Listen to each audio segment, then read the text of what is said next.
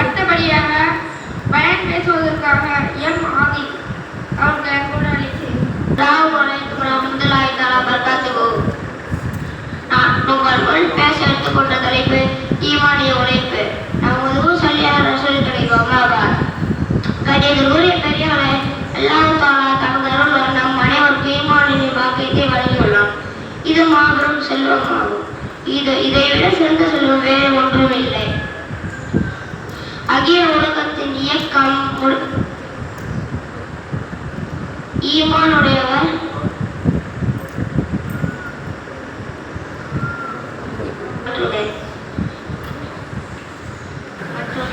இயக்கம் இயங்குகிறது.